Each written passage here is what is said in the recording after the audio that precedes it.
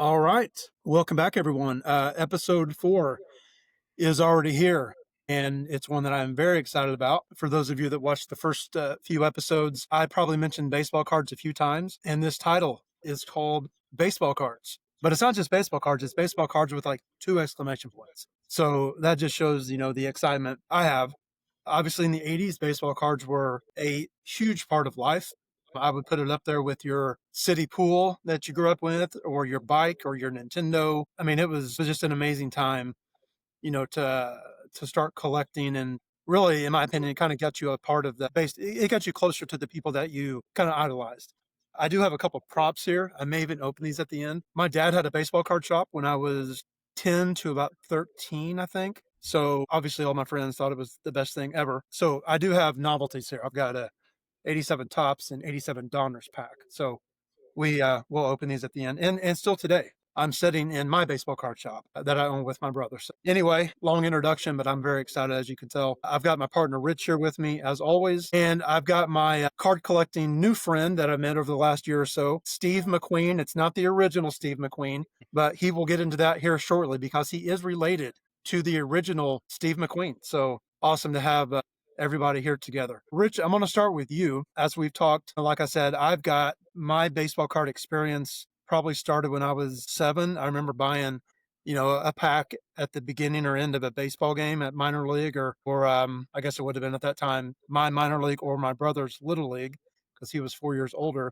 But I remember buying 86 Tops was my first pack, actually buying the pack. So let's kind of talk about it from your side. Yeah, so cards were not in the same way they were with you, but they were a big, big part of my life. And the Little League game is kind of where that all started, because you would, in Unionville, shout out to Unionville Little League and Danny Smith Park, all of your buddies, we'd be on different teams every year. We redrafted every year, but your best friend might be playing in the late game and you're playing in the early game. And parents weren't also as worried about you getting kidnapped. They are now.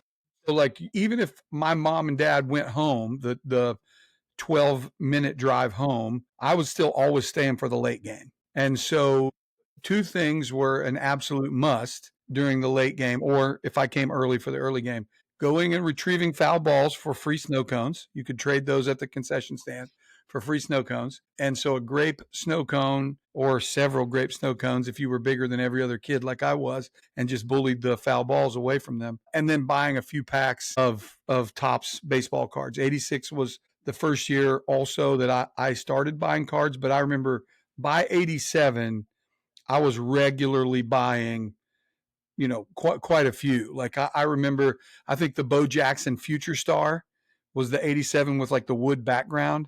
Yep. Yeah, that's To this day, maybe my favorite card of all time. And I remember getting it and then getting it again in the same pack, or not in the same pack, but in the same day.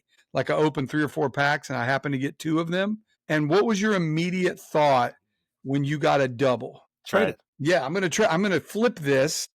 Like we were little entrepreneurs, or I wasn't little. I was a head taller than everybody in my grade. So, but like I immediately thought, okay, I'm going to be able to flip this card for something that I don't already have. Something I was a Reds and a Cardinals fan at the time.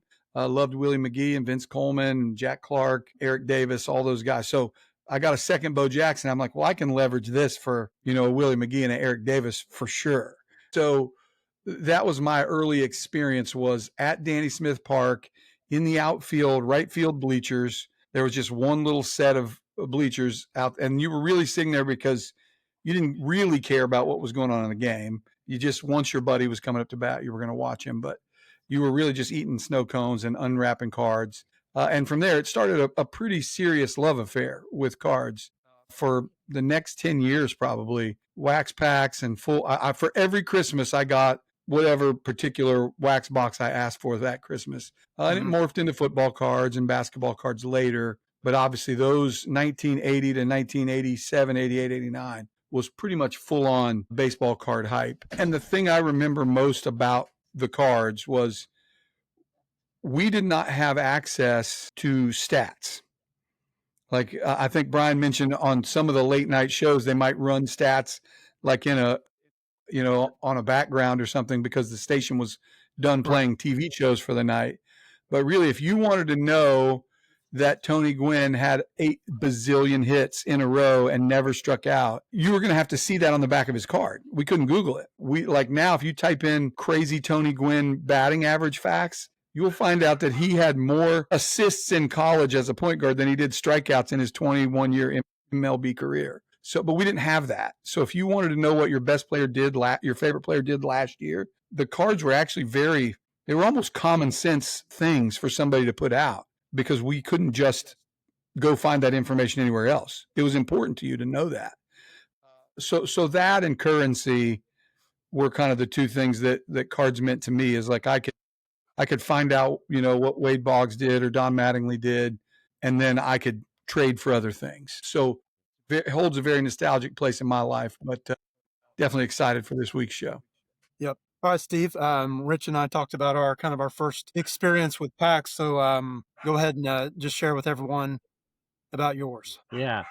So I'll give you. I'll hit. Yeah. So my name's Steve McQueen, and I am related to the actor. So the actor was actually born in Beech Grove, Indiana, and that lose you guys. No, we're here. Okay. No, we're here. Oh, sorry. Yeah, my computer did something weird there. Anyway, so the actor was born in Beech Grove. My dad was born sort of right down the street, and it turns out that the actor's grandfather and my dad's grandfather were cousins, and so I'm like second or third cousin 5 times removed from the actor. So from a card standpoint, Wow, that's crazy. yeah, it's pretty crazy. So we actually, my brother and I grew up in Lafayette, Indiana, and we played baseball as well. So that's sort of our early passion was, we started collecting cards because we played baseball.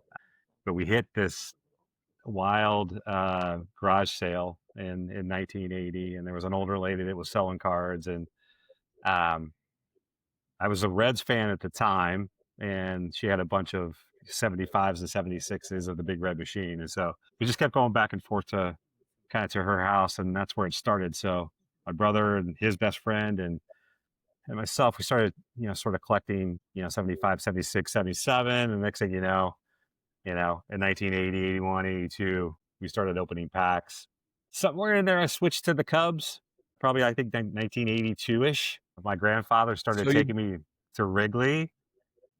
Yeah, I gave up the Reds for the Cubs in the 80s. I did. I did, but I played second base when I played baseball, so I became a huge Ryan Sandberg fan. RIP. Started collecting Rhino in 83. Most of my packs, my brother and I would get an allowance, or we would do some chores, and we'd head down to the drugstore and open up packs. And that was 81, 82, 83, 84, kind of way before sort of the wax pack era. So it was basically, it was tops. Sometimes you could find Fleared, sometimes you could find Don Ross. And then the difference for me, Rich, is, at Christmas time, I didn't get boxes of packs, but my dad would get me a set every year, a full set. Okay.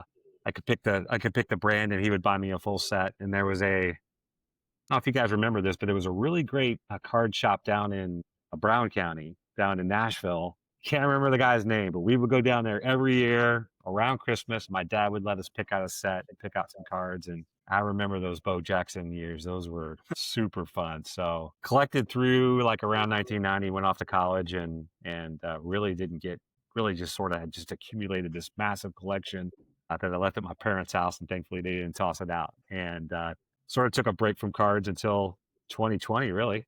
And then my son got involved and pulled me back in, and that's how I met Brian. And so we collect together now, which is super fun. Nice. And how old is he? He's 27. So I had all the cards, and I thought, man, yeah, I've got another one who's 23 that doesn't really have any interest in the hobby. But I thought, man, well, at least at some point, the kids are going to be interested in these cards. And it took Jake a little while, but he kind of came around. He started collecting F1. He started collecting Pokemon. And then at some point, he flipped the switch and decided that he wanted to collect vintage baseball cards. So he came back in, and thankfully I've got somebody now I can move this collection to when I'm done. Yeah, of course. So you mentioned Topps, which is obviously the main brand that most of us bought. I do remember there were a couple of stores or gas stations that would get Fleer or Donruss, and it was always exciting because they looked a little fancier. They did. The card had a different feel to it. Yeah. It was a little smoother, like it wasn't like the edges stayed, I don't know, they just stayed, they didn't fray like the top's material. Yeah, So it yeah. I was always think those exciting. had like almost some sort of slick coating on the top, where tops Mhm. was just the naked cardboard card for Right. And sure. they were usually, even like the sticker price was usually 5 or 10 cents more Yes. than like, if tops was 35 cents, then Fleer was 45 or 50, 55, something like that.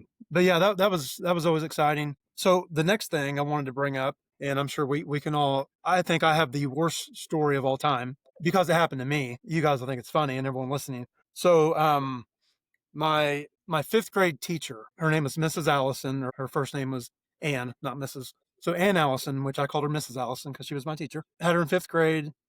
And at the time, her son was like the star basketball player at Sullivan. His name was Scott. And so I'm in fifth grade, little 5'1" chubby kid. And her son was like 6'7", and he was the stud basketball player. And he would come in the classroom every now and then. And I'd just be like, looking up to him like, wow, like I'm looking at it, like an NBA player. And so I had a Michael Jordan rookie card. Oh my And goodness. Oh, I it already don't was, like where I this don't like story's I going. like the story already. Yeah.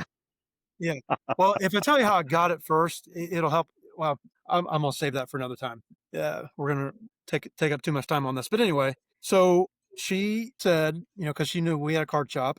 This would have been the first year of that, and she said Scott really wants a Michael Jordan rookie card. Do you know what that means, basically?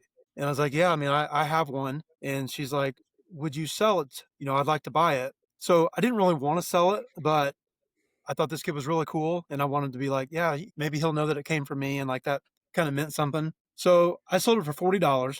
Oh, And like I said, I would have just turned 11, I believe. Fast forward to about 3 years ago, she now has grandchildren from Scott and her other boy. They come in maybe every 2 or 3 months. He still owns that card, which of actually course. I like that. I like that he still has it, Yeah. and his kid is involved in it, and they sent it in for grading, and it came back an 8. So Nice. it's roughly what, a eight to $10,000 card. But anyway, so that's my worst story of like, you moron, you're actually in the business. Your dad's in the business, and you were dumb enough, to sell a Michael Jordan rookie card. If it So makes you feel there's mine. better, I just asked ChatGPT how much $40 is in today's money. So technically you got $116 for Not bad. Yeah, it. Cool. So not bad. And we didn't know then. Of So course. I think I can trump you on that. This is going to sound stupid too, but I acquired the entire. You know this because I buy a lot of them, but I'm a Larry Bird fan. So I got the Magic Larry Dr. J trifold card set, and I was dumb enough to perforate them all. I perforated them all, which is unbelievable now. But I didn't have. Yeah, so my dad wasn't in the business. I didn't really sort of have any You didn't have expertise. an excuse. I didn't. And so I took the entire set. I got the whole set from a buddy, and they were all together. And for whatever reason, one afternoon, I just decided to perforate them all. And so, believe it or not, I kept them for a long, long time. I hear there's some value. There's still some value. They were in really, really good shape. I have no idea where they are now, but can you imagine like having, and it was like I think, was it 81 or 82, whatever the year that it was in, I had them and they were in really, really good shape and Yeah, 80, separated 81. them all. yeah, we just didn't have a crystal ball back then, to know that all of this stuff would be valuable. I have a bad story, but nothing. I feel bad even sharing it, but it's a reverse of what you guys are talking about. So I will. So my favorite player growing up was Eric Davis, but then it became King Griffey Jr. I think he was, from a talent standpoint, everybody loved watching Junior play. And I got his rated rookie card, and I was very excited about that. And I wanted the upper deck rookie also. Yes. That was kind of my fifth or sixth grade year. That upper deck rookie was the card to have. Well, a friend of mine, an acquaintance of mine at school named Zeke Spear, which I believe he's passed away, so RIP Zeke. He was a good guy, had that card. And he had it like we all did at the lunch table. And we're talking about like the new stuff we got and everything. Well, Zeke and I were different. We occupied different social circles. So it could have been that for some reason, he made a very ridiculous trade with me. I don't know if it was to become my buddy or whatever, but I took advantage of him and traded him really just some junk, players he liked, but it wasn't an equal trade. And I'm walking to the bus after school that day, feeling very good about getting this card for basically nothing. And 2 or 3 of my buddies came up to me and like, Zeke's in the bathroom crying. Oh, And he traded that card. He knew it was a bad trade, but like he wanted you to like him. And if you're a real like man, of course I'm in 6th grade, so I'm not, I'm a child. He's like, if you're a real man, you'll give him that card back. I was this far from getting on the bus, and they guilted me, and I went back to the bathroom, and I gave Zeke his Don Russ rookie card back, or Upper Deck, rookie card back, and took my cards back. And so to this day, I have never owned that card. I don't know why I was unlucky enough to never get it. I could probably, I could obviously go out and buy it now, but I didn't get that card. I think I bought one from Brian recently. I was going to say, Steve would know, like, if you followed me on Hoosier Sports Cards on Twitter, occasionally you'd see one, Okay. You could be like, hey, we're business partners. Give me a deal. I got one from him. I think I have one that was graded. I purchased it at a card show and put it in a box. It was an 8. It's super great, but I was like, I kind of want to get one for Jake. Like I want to get one for the boy. And I pretty much only buy raw now. Grading's super complicated, and I'm kind of in that mindset of like, if you love the card, buy the card, get the card, and put it in a one touch and enjoy it. And so I did that. I was like, Jake really needs to have this grippy card, right? And so they're not too bad raw. I think you talk about like excitement around opening up a pack, man. When '89 happened, I was a freshman in college, and I remember like walking. I was at Purdue, and I remember walking to a while to get to a spot that had that '89 update Upper Deck pack release. Yeah, those were incredible. They were super sharp, super glossy. I can remember the smell of the pack. Like, I don't know if you guys are as sick as I am, but I would open up the pack and smell them. And there was just something special about the hologram. And I was all in. I opened up a lot of packs, but they were expensive. So it was like. And Junior looked like he was like 11 years old in that picture. He did. That was the youngest thing that he ever, like, I think he got signed and then took that picture like 2 seconds later. Yeah. Because it was very young. The smell of an Upper Deck pack is like a smell of, a pack of golf balls, or, I got these crazy things where it's like, ooh, I got to sniff this. This is like brand new goodness. What the audience does not know is what Steve does. He has 1982 Sports Illustrated swimsuit issue, 1989, but then he had 3 or 4 just pack, like the wrapper. He would put those in there as well, just for some extra excitement. Exactly. That's exactly kind of what I'm picturing.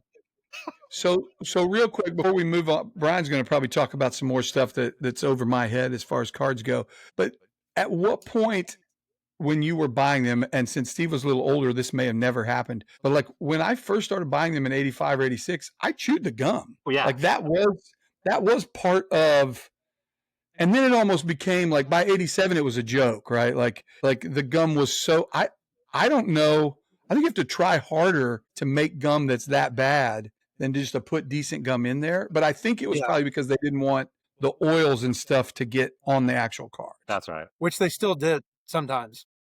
Yeah, they did. Right. If it was an older pack, you'd have that darker brown outline or whatever. But even in 87 or 88, I would still throw that gum in and chew it up. But it was real bad. Yeah, it was astronomically bad by then. Yeah, we called it 1 minute gum. You got about 1 minute of pleasure and taste out of that. And then it was sort of like Big League Chew.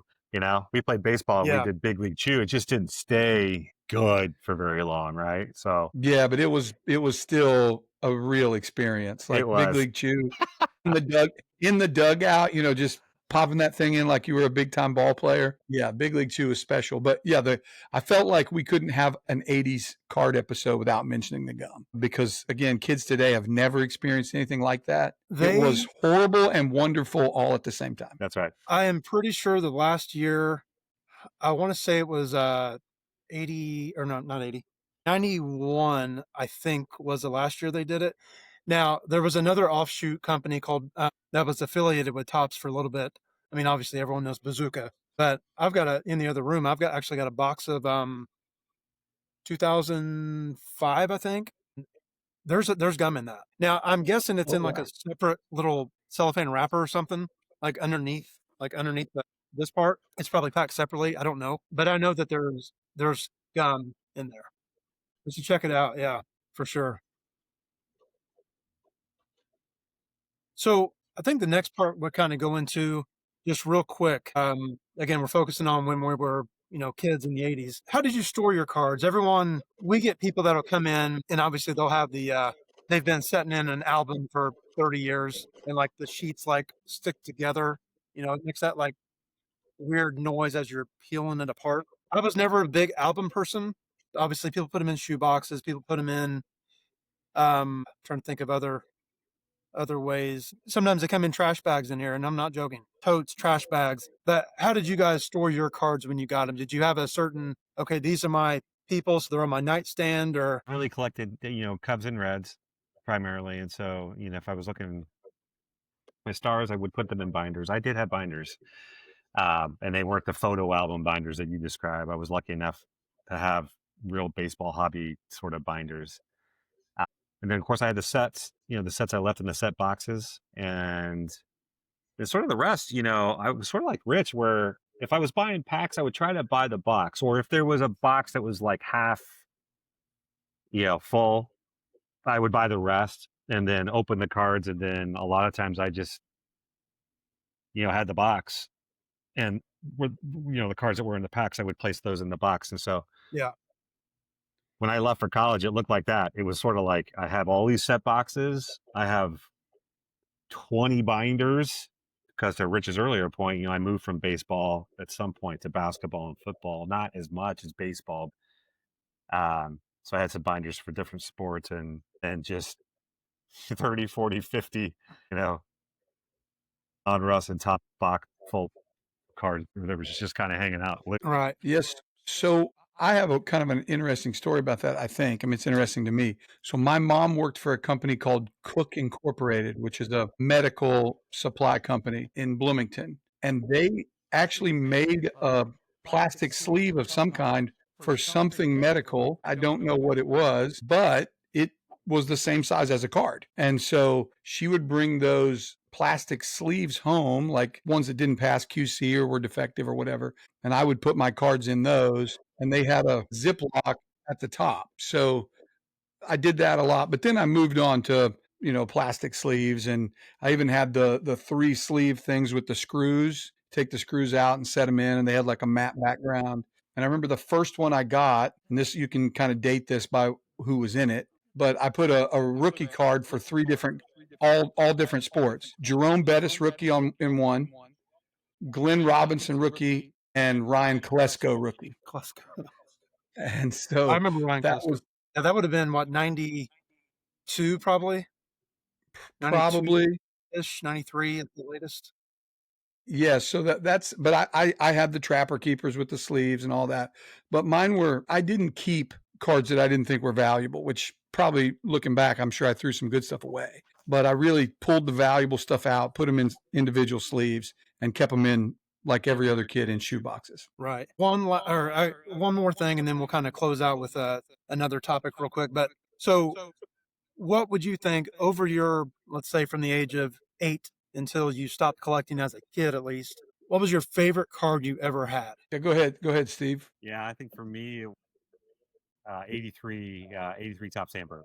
And 83 then, tops, Ryan Sandberg. yeah, and then I really like the 84 Rhino as well, and actually had him autograph that for me. So those were the two that I sort of hung on to for the longest time. I still have the original 83. I think for me, because of the nostalgia part of it, is the Bo Jackson Future Star. Even though it isn't the most valuable card I ever owned, it was the first really good card that I got that I could identify myself as, hey, this is a good card. My dad also bought me the Canseco rated rookie, which was gold at that time. It was the Ricky Henderson rookie and the Canseco rookie were both really, really popular cards.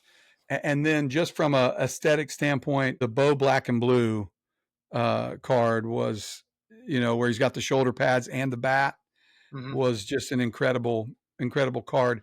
And that was stolen from me by a friend. or a person who was visiting my home, and I knew he stole it. And I went out and stopped him. And I was like, oh, actually, I won't say his name out loud, but Robbie was his first name. I'll say that. You know who you are, Robbie. Yeah. And I would guess that guy might not even be alive at this point, but who knows? I ran out. I'm like, okay, he stole that. It's not here anymore. I'm very meticulous about my stuff. I ran outside and I'm like, hey, bro, what's going on? And he was walking home. He lived down the street. And nothing, and I could see it in the waistband of his shorts, like the outline of it. At that point, I was like, what was it, like $10, $15 maybe at the time? And I thought, my dad had always kind of taught me, like, if somebody wants something like that bad enough to steal it, like just buy a new one and let him have it. Let him have and it, so yeah. I let him walk with I was about 3 times his size, and I kind of wanted to pummel him, but I let him walk with it and told my dad, and my dad, like a good dad, he went and he bought me a new one. But the Bo Jackson Future Star is probably my favorite card. Yeah. Mine was probably still is. So my favorite player was Kirby Puckett, rest in peace. 85 Fleer Kirby Puckett. Yeah. Not as most valuable card as 84 Fleer update card, which I have that as well. But the 85 Fleer, I loved that design. So that was my favorite card. As a card for not, someone that's wasn't my favorite player or team. I don't know why, but you mentioned Eric Davis. I always loved the Reds as well, and I really loved Eric Davis. 85 Topps Eric Davis was another card that I don't know. I don't even know why. You think when you're a kid, you just in your mind you're like, that's awesome, and for some reason that was a card that really really stuck to me that I really liked. So that was mine. Well, the reason we all liked Eric Davis is because he made playing baseball look very cool. He did. Like so he fast and smooth. And he held the bat so low. Yes. But then still had the bat. I tried to hit. You cannot do that unless you have incredible bat speed. And so, because he would raise it after the pitcher was in his windup. That's right. And then swing. And I'm like, it's almost not humanly possible to do. That's right. So we loved Eric Davis because he made baseball cool. Absolutely. Kind of last thing here, we talked about, just looking on the back of a card, you're just to give you an example, just, you're reading, there's little stories about them, and obviously it's their stats and things like that. Did you guys ever look at like hometown and like birthdays, like that stuff? I don't know why, but like if I saw someone that was from, Indiana, like I thought it was cool, or like my mom was from Kentucky, and I know that Wade Boggs, I remember seeing that when he, looking at like a 1986 Topps card on the back. I don't know if he was Lexington, Louisville, but anyway, he was somewhere in Kentucky. But to me, that was cool. I remember that Ricky Henderson's birthday was on Christmas Day. Again, rest in peace, Ricky Henderson. But I remember someone that was born on my birthday was Bill Buckner. He was December 14th. I think he's known for something else besides being born on your birthday. Yeah, it's number 1 and number 2. But yeah, I just seeing that stuff was it was just the information that they had back then that, like Rich was saying earlier, we didn't have access to that kind of stuff. Yeah. You might see This Week in Baseball, you get your highlights and your stats, things like that. Or if you had, like I mentioned a couple of shows ago, you could see your kind of your running totals on like a overnight broadcast where they'd show the league leaders. But seeing the stats was a big deal. Made you feel like you were, at least for me, made me feel more connected. So we would open up, like we would all open up a pack, and we would say like whoever has the most RBIs, like career RBIs, has to buy the other packs, right? So we always used to like gamble a little bit. Like you got all the cards and you had to pay, if you had that number. So that was always super fun from a stat standpoint. But yeah. I'm a math guy. I went to Purdue for math, and I just love stats. Baseball stats are the best. Yeah. How did the Purdue Notre Dame game end up this last weekend? I forgot. Not great. How the finals. Well, it's been great being on your show, guys. Thanks a lot. Thanks for having me. Rich. Yeah, Rich. Way to go, Rich. They'll be back. I actually kind of like the new coach. Actually, one of the worst moments in my life has to do with, well, lots of terrible moments have to do with Purdue, because I grew up in Bloomington. Okay. Sorry. But I heard probably 7 or 8 years ago an interview with Gene Cady on ESPN. And we were taught that growing up that the devil was really bad and Gene Cady was probably right next to him or in his employ. And I listened to this interview and I called my dad immediately afterwards, really upset. And I was like, Gene Cady seems like a great guy. I am so upset by this because our hero, Bob Knight's not really a great guy. That's I mean, right. he was, he's okay, but he was a great coach. But I listened to Gene Cady talk for 30 minutes and I was like, dang it, I don't want to like this guy. Like, I feel really disappointed in this. And Gene Cady turned out to be a great guy, and that was very sad for me. Yeah, he was a good dude, and he loved Bobby Knight too. They used to fish together, and they used to battle out on the court. But yeah, Gene's so connected to the Lafayette area. My kids got to both meet him and spend some time with him. And I did Purdue basketball camp with Gene. They got pictures of me with my socks up high, and just such a good dude. Super intense and really wanted to win. So I feel you on that. Yeah, but yeah, I'm going to close out with one thing here. And Steve, you can attest to this. And Rich, I think I've told you some of this before. There is such a big difference for those of you that do not know much about, baseball cards in comparison to how you collected as a kid. Having a card shop now, if your favorite player is Ellie De La Cruz or whoever, the young studs are these days, most collectors, I think the word collector is probably not even right.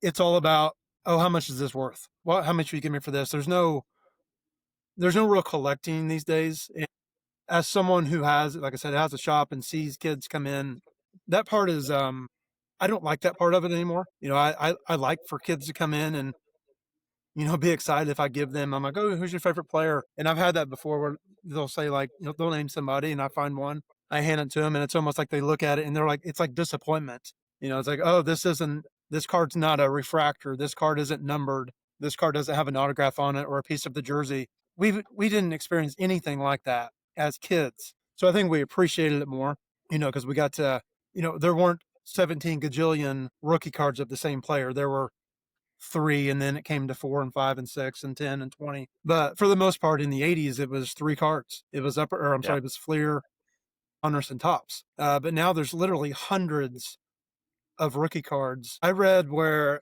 I think it was a couple years ago, I think it was 2021, it would have been Trevor Lawrence. Trevor Lawrence had over 1,700 rookie cards, which is just ridiculous. So you're right. It's a way different feeling now then. Yeah, you don't get excited because in every pack you get good players. We'd have to I could open this, and heck, I will just for this statement or this Here we topic. go. I'm very excited. Can you I'm chew the gum? Yeah, rip it. Rip it. Here we go. Here we can see how much it cringles. Oh my God. That's just You got to chew it. You got to chew it. Nah, You have yeah, to. you're dead. Actually, it might not be safe. I'll end up in the ER. But there is a wax stain on it. See where the gum was? Okay. So I'm sorry, yeah, there we go. So I'll just it's kind of hard to see what I'm doing here. Yeah. 87. There's a Who are Will you looking Clark for? rookie card. Will Clark. That was a good card back in the day. Nice. Yeah. All right. I remember Right. that card. Him just Behind you. just standing on first base. Cal Ripken. Oh, look. You pull a rhino, I want it. I'll take. Garriga Eddie was a semi-star. Actually, I should do it like this, I guess. Kevin Mitchell, I think MVP in 89. Yep, with the over-the-shoulder catch in left field. Barehanded. Nice. Yeah, barehanded. Yeah. Tom O'Malley, Joe Necro, Willie Little Upshaw, knuckleball. Rick Aguilera. It'd be really cool if I pulled the Bo Jackson. It would. Louis Quinones, I might cry actually if you Mike pull the Bo Easler. Jackson. These two are stuck together. Jim Leland and Van Salt. So All right. obviously, yeah, we got a really good player that didn't turn out to be a Hall of Famer. They're really good and a great of all time. But my point in that, you have 13 other cards that were total garbage for the most part. Now, when you open packs, you get it. If half your cards are not stars, it's a big disappointment. I mean, every card or every box or pack is just full of good players. So kids, when they open them, they're used to, getting the good players that they're used to seeing. So that's a big difference from, today versus, 1985. So anyway, yeah, I could talk on this for 6 hours, and I'm sure you guys could too. But we're not going to keep going any longer on this. Is there any other points anyone wants to bring up about their collecting days? No, I do think if you had to do a Mount Rushmore of 80s things for young guys, card collecting is on the Mount Rushmore. I think that's right. think, Yeah. There's, of course, we've already done Nintendo, but I think card collecting was that important to us that it makes our Mount Rushmore, I think, of the 80s. I still feel like Yeah. a kid when I Yeah, when No I doubt. cop a new card or open up a pack. So it's so fun. Thanks Yep. again for having me, guys. This is great. This is fun. You made my heart Yeah. happy. Yeah. Appreciate you guys, or you being on, and Rich, of course, as always. We'll have another episode out here. We've got a lot to talk about, so we'll keep bringing these out every 3 or 4 days, and hopefully you guys can stay lost in the '80s with us. All Awesome. right. Talk soon. Thanks, Brian. Bye. Yep.